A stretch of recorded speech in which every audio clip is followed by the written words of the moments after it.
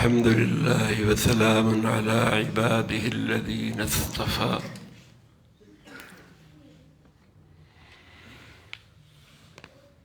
اللہ اس امت کو نعمتیں عطا فرما رہے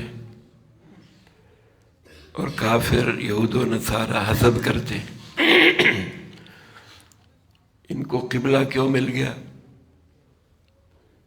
اللہ فرماتے ہیں وَلِأُتِمَّ نِعْمَتِي عَلَيْكُمْ، ہم نے بہترین قبلہ آپ کو دے دیا، ابراہیم علیہ السلام کا بنایا ہوا، اللہ کے خلیل کا بنایا ہوا، جس کی طرف تم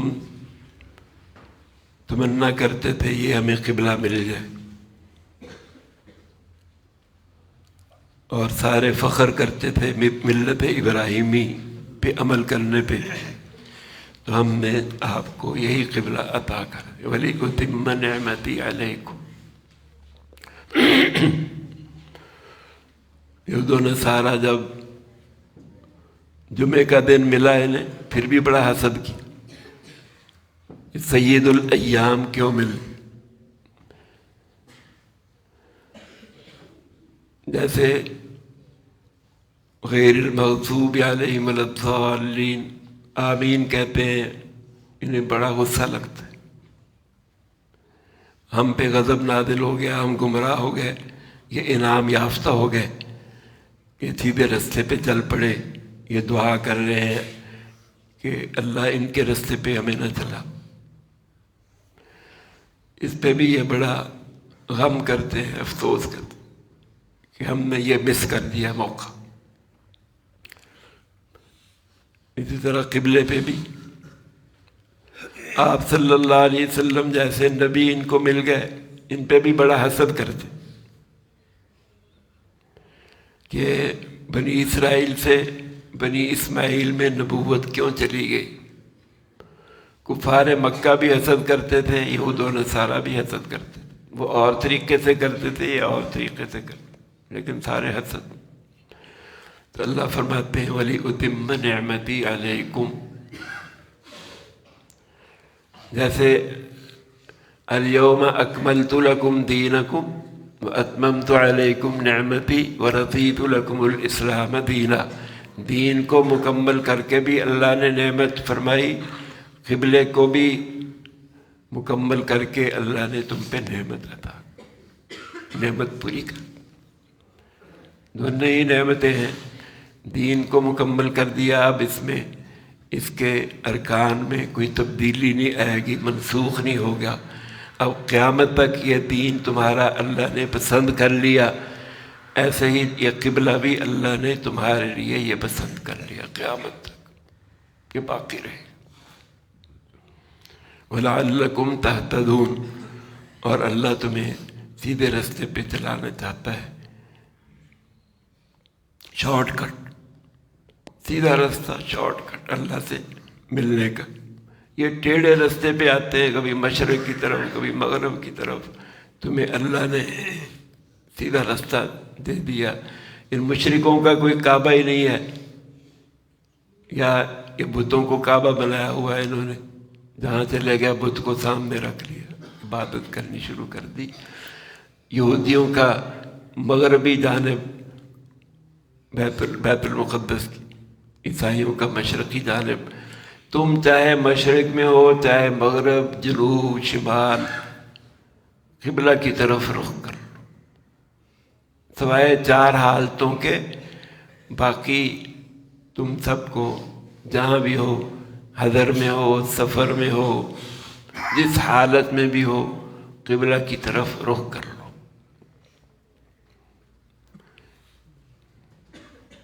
اگر اندھیرے میں آدمی جا رہا ہے، کسی جنگل میں جا رہا ہے، قبلے کا پتہ نہیں چلتا، نماز کا وقت جا رہا ہے، تو جدھر بھی اس کا دھیان جمتا ہے ادھر قبلہ ہے، ادھر ہی رخ کر لے۔ اینما تولوا فثم وجہ اللہ، اللہ وہاں بھی ہے، جس طرف ہی رخ کرو گے اللہ وہاں بھی، تمہاری نماز ہو جائے گی۔ دل تو تمہارا اللہ کی طرف ہے، دل کا کعبہ تو وہی ہے تمہارا۔ نفل پڑھنے ہیں، شروع میں قبلہ کی طرف رخ کر لو، پھر سواری پہ تمہارا کنٹرول نہیں ہے، نماز کی حالت میں سواری جدھر بھی جائے راستہ بدل لے، تم نماز پڑھتے رہو، تمہارے نفل ہو جائیں گے۔ ٹرین میں سفر کر رہے ہو، ٹرین کھڑی نہیں ہو رہی، نماز کا وقت جا رہا ہے۔ جہاز میں سفر کر رہے ہو، جہاز رک نہیں رہا، نماز جا رہی ہے، تو جدھر بھی رخ کر لو گے تمہارے فرض ہو جائیں گے۔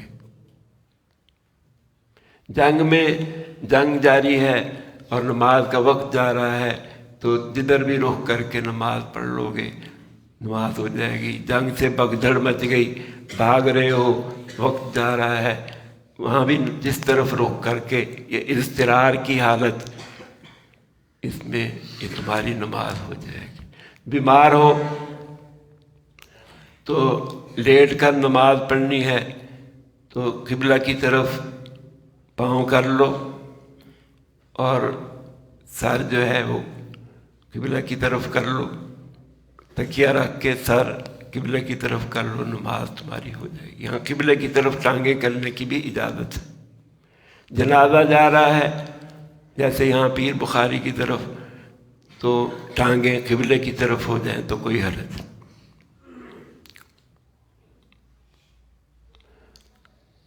وضو کر رہے ہو، تلاوت کر رہے ہو، قربانی کا جانور ذبح کر رہے ہو تو قبلہ کی طرف اس کو کر لو، یہ سنت، یہ مستحب ہے۔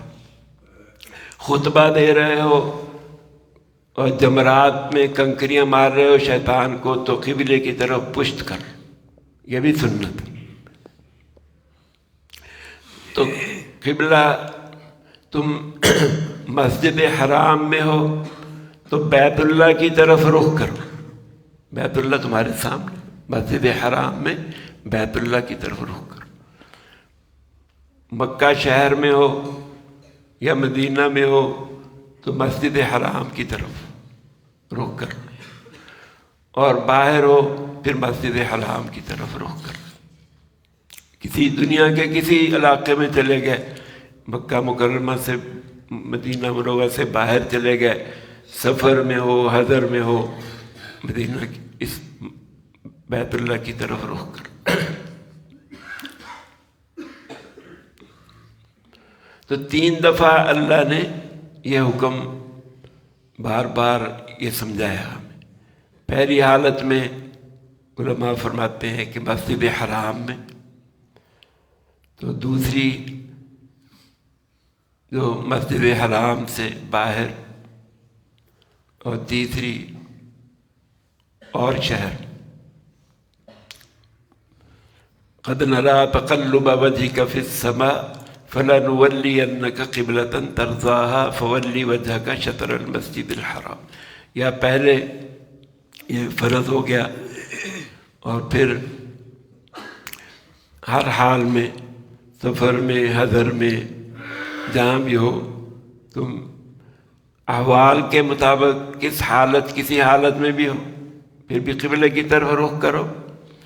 زمانے کے لحاظ سے ہمیشہ قیامت تک قبلے کی طرف ہی رخ کرو، اور مکان کے لحاظ سے جس مکان میں بھی ہو، جہاں بھی ہو، قبلے کی طرف رخ کرو۔ یہ حال اضطرار میں تمہارا دل قبلے کی طرف ہی ہو، اشتباہ میں، حالت اشتباہ میں پھر بھی تمہارا قبلے کی طرف ہی رخ ہو، اور جب تمہیں اختیار ہو اس وقت بھی قبلے کی طرف ہی رخ کرو۔ تو آپ صلی اللہ علیہ وسلم کے دل میں اللہ نے یہ قبلے کی خواہش پیدا کر۔ وَإِنَّهُ لَلْحَقُّ مِن رَبِّكَ، یہ جیسے ان کافر اپنے خواہش پہ چل رہے ہیں، ہمارے نبی اپنی خواہش پہ ایسے نہیں چلتے، ان کو ایسے نہ سمجھو۔ آپ نے بھی خواہش کی، وَإِنَّهُ لَلْحَقُّ مِن رَبِّكَ، اللہ نے اس کی تائید کی، کہ اللہ نے یہ پہلے ہی طے کیا ہوا تھا، اللہ نے اپنے نبی میں خواہش تبھی پیدا کی۔ نبی کی خواہش تمہاری چاہت کی طرح نہیں ہے، تمہارے دل میں جو چاہت، نبی کا بولنا بھی تمہارے بولنے کی طرح، نبی کی ذات تمہاری ذات کی طرح نہیں، اس کی نیند تمہاری نیند کی طرح نہیں، اس کی ہر چیز ہی الگ ہے۔ وما ينطق عن الهوى ان هو الا وحی یوحیٰ، تو اپنی طرف سے گفتگو بھی نہیں کرتے، جو وحی آتی ہے تو وحی کے مطابق گفتگو کرتے ہیں۔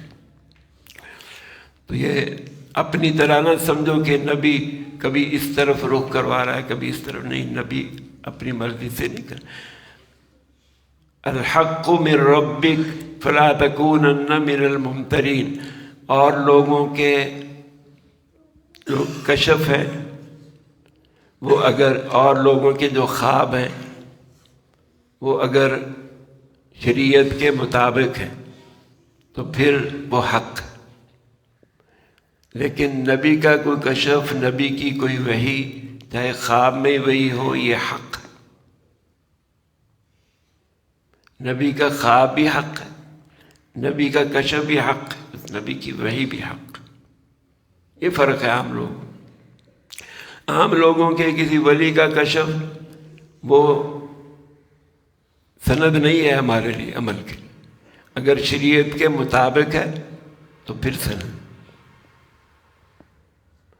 شیخ عبد القادر جیلانی رحمۃ اللہ علیہ ایک دفعہ ایک بڑی روشنی دیکھی، تہجد پڑھ رہے ہیں، دیکھا ایک تخت ہے، اس پہ ایک بڑا چمکتا ہوا ایک آدمی کو بیٹھا ہوا، کوئی شخصیت بیٹھی۔ یہ بڑے حیران ہو گئے۔ اس نے کہا، اے عبد القادر، میں تیرا خدا ہوں، اور تجھ سے ہم نے آج سے نماز وغیرہ یہ تکلیفیں معاف کر دی۔ یہ فوراً چونک اٹھے، یہ کیا بات، نماز تو کسی سے بھی معاف نہیں ہوئی، اور یہ کہتا ہے میں خدا ہوں۔ خدا تو نظر نہیں آیا، موسیٰ علیہ السلام کو نظر نہیں، انہوں نے بہت اللہ سے کہا ربی ارینی، اے اللہ مجھے اپنا آپ دکھا دے، ان کو مجھے کیسے نظر آ گیا؟ تو وہ نہ ہو یہ شیطان ہے۔ نماز تو آپ صلی اللہ علیہ وسلم پہ معاف نہیں ہوئی، صحابہ پہ معاف نہیں ہوئی، ابو بکر، عمر، علی، عثمان، ان پہ معاف نہیں۔ یہ کیسے کہہ رہا ہے کہ میں تمہارا خدا ہوں، تم سے یہ نماز وغیرہ روزے سارے معاف کر دی؟ تو لا حول پڑھا، لا حول ولا قوت، وہ غائب ہو گیا، واقعی شیطان تھا۔ جاتے ہوئے کہنے لگا، عبد القادر تمہارے علم نے تمہیں بچا لیا۔ انہوں نے فرمایا کہ کم بخت، مجھے اللہ نے بچایا، مجھے اللہ نے بچایا۔ تو خواب میں شیطان کہہ دے تجھ پہ نماز روزہ معاف ہے، یہ کشف، یہ شریعت کے خلاف ہے، یہ نہیں ماننا، یہ کوئی حق نہیں۔ الحق من ربک، اللہ کی طرف جو ہے وہ حق ہے، اللہ کی طرف سے، جو شیطان کی طرف سے ہے وہ حق نہیں ہے۔ فلا تکونن من الممترین وانہ للحق من ربک، یہ قبلہ بھی شیطان کی طرف سے نہیں ہے، آپ صلی اللہ علیہ وسلم کی طرف سے نہیں ہے، اللہ کی طرف سے۔ وانہ للحق من ربک وما اللہ بغافل عما تعملون۔ ومن حيث خرجت فول وجهك شطر المسجد الحرام وحيث ما كنتم فولوا وجوهكم شطرا لئلا يكون للناس عليكم حجة۔ یہ ان کا منہ بھی بند کرنا ہے، اللہ نے یہ قبلہ بدلا ان کافروں کا منہ بند کرنے کے لیے، ان پہ کوئی حجت نہ رہے۔ یہ یہودی کہتے تھے، یہ دعویٰ کرتے ہیں ملت ابراہیمی میں ہونے کا، اور ہمارے قبلے کی طرف نماز پڑھتے، رخ ہمارے قبلے کی طرف، ان کا منہ بند کر دیا، اب قبلے کی طرف رخ کر لو، ابراہیم علیہ السلام کے قبلے کی طرف جو انہوں نے بنایا تھا، ان کا منہ بھی بند کرو۔ اور کافر کفار مکہ یہ کہتے تھے، یہ ملت ابراہیمی میں ہونے کا دعویٰ کر رہے ہیں اور بیت المقدس کی طرف نماز پڑھ رہے ہیں، بیت المقدس کی طرف۔ جب آپ نے قبلہ بدلا تو پھر یہ کہنے لگے اب یہ ہمارے دین کی طرف مائل ہوئے، یہ ہمارا دین بھی قبول کر لیں گے، ہمارا قبلہ انہوں نے اپنا لیا، اب ہمارا دین بھی بدل لیں گے۔ یہ ظالم لوگ یہ پھر بھی باز نہیں ہیں، الا الذین ظلموا منہم، یہ پھر بھی باتیں کرتے رہے۔ یہود و نصارہ بھی کہنے لگے، کبھی کدھر منہ کر لیتے ہیں کبھی کدھر، لوگ راضی نہیں ہوتے، نہ کفار مکہ نہ یہود و نصارہ، نہ کافر راضی ہوں گے نہ یہود و نصارہ راضی ہوں گے. تم اپنا کام کرتے رہو، لوگ ٹکنے نہیں دیتے. ایک شخص، اس کا بیٹا وہ گدھا، وہ جا رہے تھے سفر، دونوں بیٹھ گئے، دونوں گدھے پہ. ایک آدمی آیا کہنے لگا یہ کتنے ظالم ہیں، یہ دونوں اتنا بوجھ گدھے پہ ڈالا ہوا ہے. ان کی بات سن کے متاثر ہو گئے. ایک اتر گیا، باپ اتر گیا، بیٹا بیٹھ گیا. اب آگے چلے، کہنے لگے یہ دیکھو یہ بیٹا کتنا ظالم ہے، اپنے باپ جو بوڑھا باپ ہے اس کو پیدل چلایا، خود اوپر بیٹھا. اب اس نے کہا تم اوپر آ جاؤ، باپ کو کہا تم اوپر آ جاؤ، یہ خود چلنے لگے. پھر آگے ملے لوگ، کہنے لگے یہ کتنا ظالم ہے، یہ بچے کو نیچے چلا رہا ہے، خود اوپر بیٹھا ہوا. اب انہوں نے کہا اب کیا کرنا چاہیے؟ انہوں نے کہا چلو اب گدھے کو ہی اٹھا لو. اب گدھے کو اٹھا لیا. اب لوگ کہہ رہے ہیں یہ کیا تمہارے پاس گدھا ہے تم نے اٹھایا ہوا ہے؟ کہتے لوگ کہتے ہیں، کبھی کچھ کہہ دیتے ہیں کبھی. ہم نے کہا چلو گدھے کو ہی اٹھا لیں، شاید لوگ راضی ہو جائیں. لوگوں کی باتیں ماننی ہوتی.